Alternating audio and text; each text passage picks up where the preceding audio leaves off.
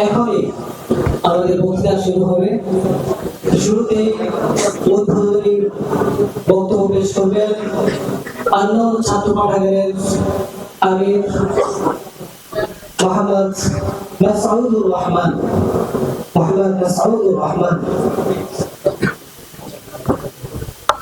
السلام عليكم ورحمة الله وبركاته. نحمده ونصلي على رسوله الكريم، أما بعد، فأعوذ بالله من الشيطان الرجيم. بسم الله الرحمن الرحيم. ادعوا إلى سبيل ربك بالحكمة والموعظة الحسنة وجادلهم بالتي هي أحسن إلى آخر الآية. وقال النبي صلى الله عليه وسلم: إن من البيان سحرا أو كما قال عليه الصلاة والسلام. সম্মানিত ছাত্র ভাইয়েরা, আজকের এই আন-নূর ছাত্র পাঠাগার কর্তৃক আয়োজিত বাৎসরিক সম্মিলিত বাংলা বক্তৃতা অনুষ্ঠান 2024 এর সম্মানিত সভাপতি, বিচারক মণ্ডলী এবং আমার সামনে উপস্থিত অত্র জামিয়ার সকল ছাত্রবৃন্দ, সকলের প্রতি আমার সালাম। আসসালামু আলাইকুম ওয়া রাহমাতুল্লাহি ওয়া বারাকাতুহু। এবং সকলের প্রতি আমার আন্তরিক শুভেচ্ছা ও মোবারকবাদ জানিয়ে আমি আমার বক্তব্য শুরু করছি। প্রিয় ছাত্র ভাইয়েরা, আপনারা সকলেই এই অনুষ্ঠানের ব্যাপারে মোটামুটি অবগত রয়েছেন। আমি সংক্ষেপে কিছু কথা বলেই শেষ করব, যেহেতু আমাদের হাতে সময় খুব বেশি নেই। আমরা চাই যে সমস্ত প্রতিযোগী ছাত্র ভাইয়েরা রয়েছেন তাদের বক্তব্যের মাধ্যমেই আমাদের আজকের অনুষ্ঠানটা পূর্ণতা পাবে। এই জন্য সংক্ষেপেই কথাগুলো শেষ করবো ইনশাআল্লাহ। আসলে আমরা এখন বাংলাদেশের বর্তমান যে পরিস্থিতি, বাংলাদেশের ইতিহাসের অন্যতম একটি সংকটময় মুহূর্ত আমরা পার করছি। যে সংকটটা শুরু হয়েছে 2024-এর শুরু থেকেই। জানুয়ারি মাসে যে নির্বাচনটা হয়েছে, দ্বাদশ জাতীয় সংসদ নির্বাচন, এই নির্বাচনের প্রহসন থেকে নিয়ে শুরু করে আজ অবধি বাংলাদেশের সংকট এবং বাংলাদেশের যে ইনস্টেবিলিটি, অস্থিরতা, রাজনৈতিক অস্থিরতা এবং অর্থনৈতিক যে দুর্দশা, সেটা বাংলাদেশের এখনো কিন্তু কাটিয়ে উঠতে পারেনি। আমরা সকলে অবগত হয়েছি, জুন মাস থেকে নিয়ে শুরু করে আগস্টের 5 তারিখ পর্যন্ত কোটা আন্দোলন, এবং সেই কোটা আন্দোলন এক পর্যায়ে এক দফায় স্বৈরাচার শেখ হাসিনার পতনের আন্দোলনে পরিণত হয়। সেই আন্দোলন শেষের পরে 5 আগস্টের পরে আমরা যখন স্বাধীনতা বিজয় উল্লাস করা শুরু করেছি, তখন মনে করেছিলাম যে হয়তো বা বাংলাদেশটা শান্ত হয়ে গিয়েছে। আলেমদের, ইসলাম ও মুসলমানদের যথাযথ প্রাপ্য যেটা পাওয়ার, সেটা আমরা আশা করি পাওয়া শুরু করে দিয়েছি, অথবা সামনে পাবো, এমন একটা আশা আমরা করেছিলাম। কিন্তু আনফরচুনেটলি এটা খুবই দুঃখ এবং পরিতাপের বিষয় যে 5 আগস্টে স্বৈরাচার হাসিনার পতন হলেও এখন পর্যন্ত বাংলাদেশে মুসলমান, ইসলাম, দেশের স্বাধীনতা, সার্বভৌমত্বের সম্পূর্ণ অখণ্ডতা এবং নিরাপত্তা কিন্তু অর্জিত হয়নি। এর পিছনে অনেকগুলো কারণ রয়েছে, সে সমস্ত কারণের দিকে আমি যাব না, আলোচনা লম্বা হয়ে যাবে। আমি শুধু এতটুকু বলতে চাই যে 5 আগস্টের পর থেকেও বাংলাদেশের এই সরকার ব্যবস্থাটাকে, অন্তর্বর্তীকালীন সরকারকে অস্থির করার জন্য পরাজিত শত্রুদের পক্ষ থেকে অনেক রকম ষড়যন্ত্র এবং রাষ্ট্রবিরোধী ষড়যন্ত্রের তারা সৃষ্টি করার চেষ্টা করেছে, অপচেষ্টা করেছে। আলহামদুলিল্লাহ, বাংলাদেশের ঐক্যবদ্ধ ছাত্র সমাজ, আলেম সমাজ এবং সকল সাধারণ আপামর ছাত্র জনতা সকলেই পরাজিত শত্রুর সেই সমস্ত ষড়যন্ত্রকে নস্যাৎ করে দিয়েছে, আলহামদুলিল্লাহ। তো 2024 সালের এই কথাগুলো বলার পিছনে কারণ হচ্ছে, আজকের এই বার্ষিক বক্তৃতা প্রতিযোগিতাতে আমরা যে 5টি বিষয়বস্তু নির্ধারণ করেছি, তার মধ্যে 2024 সালের জানুয়ারি থেকে নিয়ে শুরু করে আজ পর্যন্ত দেশ এবং ধর্মের বিরুদ্ধে যত রকম ষড়যন্ত্র করার চেষ্টা করা হয়েছে এবং যতগুলো ইভেন্টফুল মোমেন্ট বা ঘটনাবহুল যে সমস্ত অবস্থার সৃষ্টি হয়েছে, সেই সমস্ত বিষয়কে সামনে রেখেই আমরা আজকের বাৎসরিক বক্তৃতার বিষয়বস্তু সমূহ নির্ধারণ করেছি। আমাদের নির্ধারিত বিষয়বস্তুর জন্য ছাত্র ভাইদেরকে, যে সমস্ত ছাত্র ভাইয়েরা বাৎসরিক বক্তৃতায় উত্তীর্ণ হয়েছেন, তাদের জন্য সেই বক্তৃতার বিষয়বস্তুগুলো নির্ধারণ করে দেওয়া হয়েছে।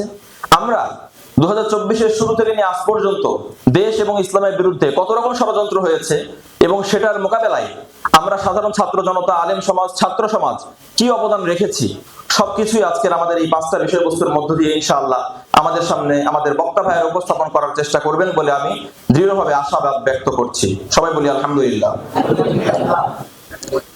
আমাদের আজকের এই বাৎসরিক বক্তৃতা অনুষ্ঠানের সম্মাননা সভাপতি উস্তাদ মুহতারাম মাওলানা মুফতি মাসউদুর রহমান সাহেব দামা বারাকাতুহুল আলিয়া, তিনি উপস্থিত হয়েছেন এবং তার সাথে আমাদের বিচারক মণ্ডলী যারা রয়েছেন তারাও ইনশাআল্লাহ অতি অল্প সময়ের মধ্যে চলে আসবেন। আমরা আশাবাদ ব্যক্ত করছি ইনশাআল্লাহ তারা খুব দ্রুত সময়ে চলে আসবেন।